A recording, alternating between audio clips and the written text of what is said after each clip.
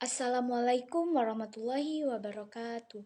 Halo semuanya, perkenalkan nama saya Sarina Fatima, NIM 2012 311024, kelas Agroteknologi A.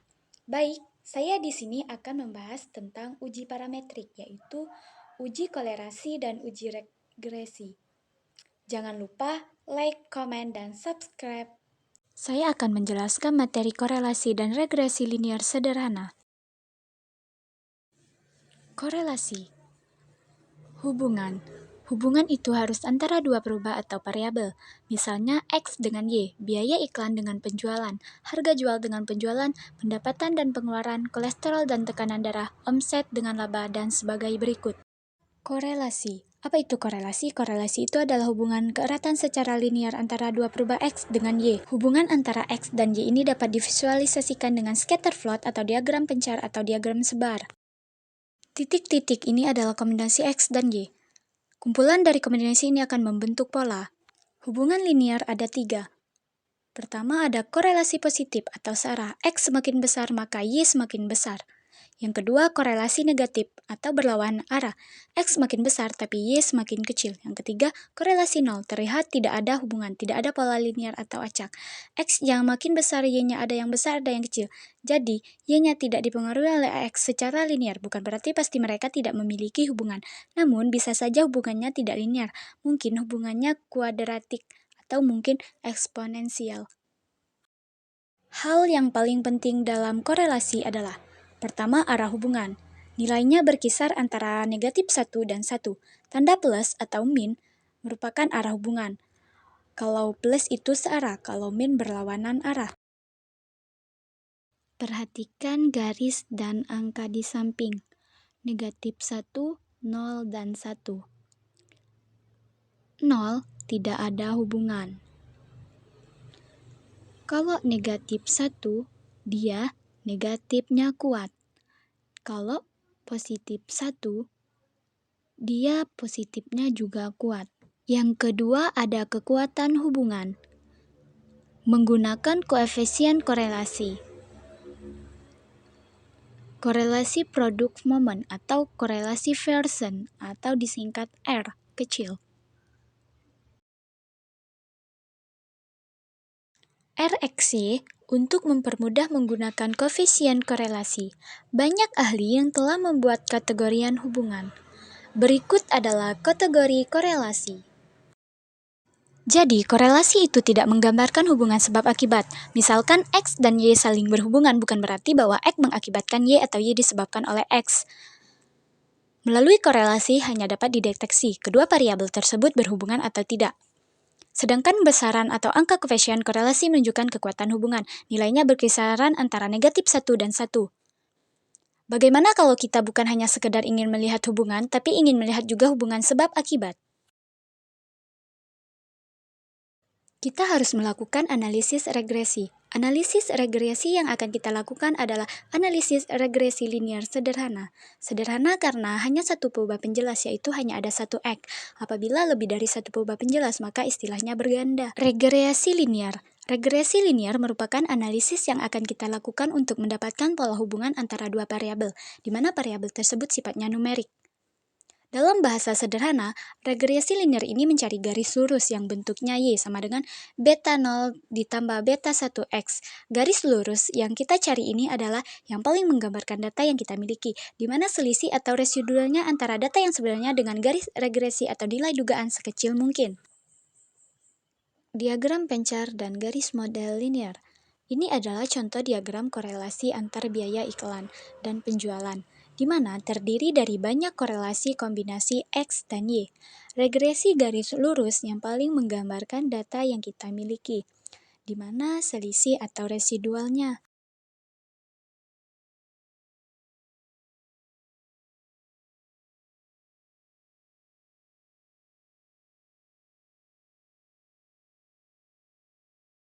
Apa itu selisih?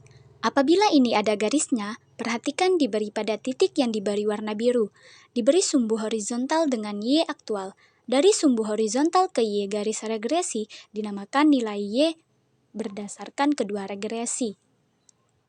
Jarak antara titik dengan garis inilah yang disebut selisih antara nilai yang sebenarnya titik tersebut dengan garis regresi.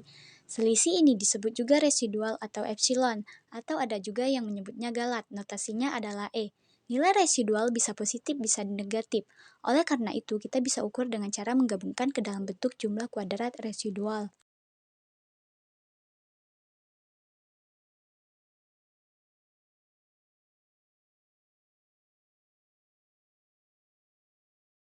Metode kuadrat terkecil atau least squares methods.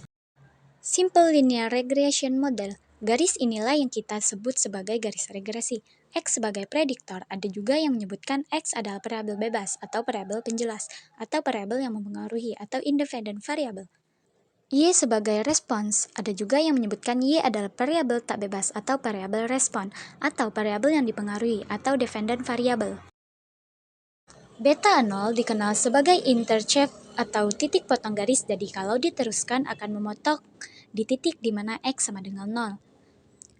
Beta 1 dikenal sebagai gradien atau kemiringan garis. Beta 1 adalah perubahan Y ketika X berubah satu satuan atau satu unit, sehingga garis ini didekati dengan beta 0 ditambah beta 1 X.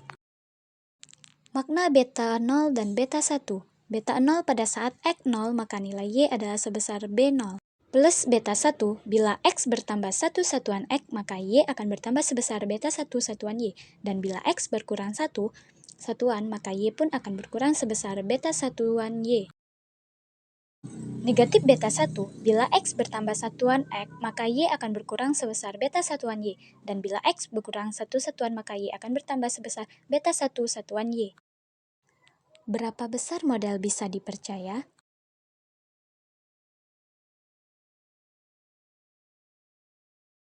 Koefisien determinasi atau R squared atau disingkat R kuadrat. R kuadrat menggambarkan besarnya keragaman Y yang dapat dijelaskan oleh keragaman X atau merupakan persentase keragaman yang mampu dijelaskan oleh X atau oleh model, atau besarnya model dapat mewakili model yang sebenarnya. Sifat-sifat koefisien determinasi merupakan ukuran kebaikan model regresi bernilai antara 0 sampai 1 atau 0% sampai 100%. Semakin tinggi nilainya, maka model semakin baik. R kuadrat merupakan persentase keragaman yang mampu dijelaskan oleh X atau oleh model regresi. Ini ada contoh soalnya. Berikut ini adalah data hasil pengamatan terhadap sampel acak yang terdiri dari 12 mall di Kota Bandung mengenai omzet penjualan dan laba dalam juta rupiah. A. Buatlah scatter plot korelasi antara omzet penjualan dan laba. B. Tentukan koefisien korelasi dan koefisien determinasi. Beri penjelasan. C. Tentukan persamaan regresi dan interpretasinya. D. Jika omzet penjualan 50 juta, berapakah laba yang diperoleh? Apa saja yang kita ketahui dalam soal? Data omzet penjualan dan laba. Laba dipengaruhi oleh omzet, berarti omzet X dan laba variabel Y. A. Membuat scatter plot. Untuk membuat scatter plot, fleksibilisasi data yang kita miliki. Pilih menu Insert dan pilih Kertil.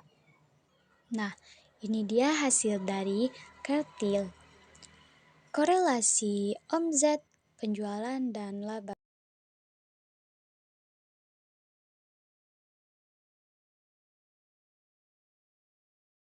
Hasil korelasi R sama dengan 0,8230322424.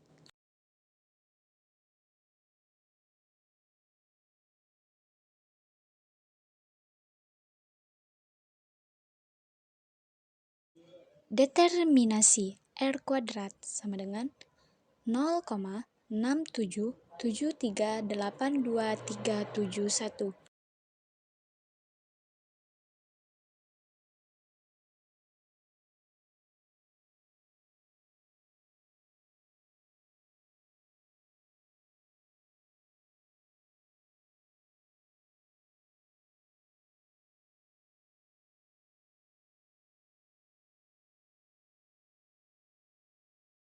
Persamaan linear Y sama dengan 3,8979 ditambah 0,8079X. Beta 0 sama dengan 3,8979. Beta 1 sama dengan 0,8079.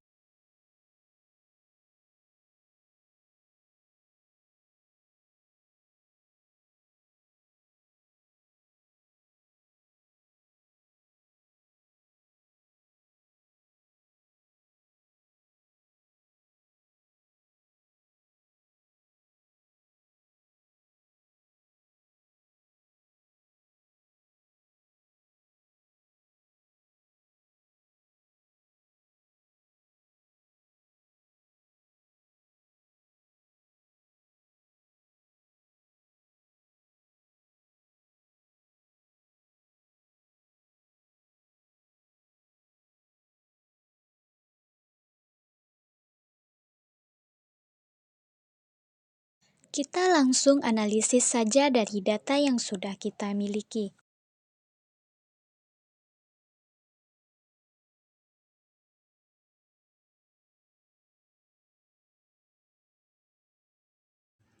Interpretasi korelasi dilihat dari besarnya R yang mendekati 1, yaitu R 0,8230322424. Maka hubungan antara omset penjualan dan laba termasuk ke dalam kategori sangat kuat, berpola linear positif. Maka semakin tinggi omset penjualan akan semakin tinggi laba. Koefisien determinasi. Nilai koefisien determinasi bisa diinterpretasikan dari R². Nilai koefisien determinasi 0,677 atau 67,7%. Jadi, variabel omset penjualan mampu menjelaskan variabel laba sebesar 67,7%, sementara sisanya yaitu sebesar 32,3% dijelaskan oleh faktor lainnya di luar modal. Maksud faktor lain di luar modal ada bisa saja bahwa laba itu tidak hanya dipengaruhi omset, walaupun pengaruh omset besar, tapi ada faktor lain yang mempengaruhi, misalnya biaya, harga jual, SDM, dan lain-lain. Standard error of estimates. Jadi, rata-rata penyimpangan variabel dependent prediksi terhadap variabel dependent sebenarnya sebesar 2,65.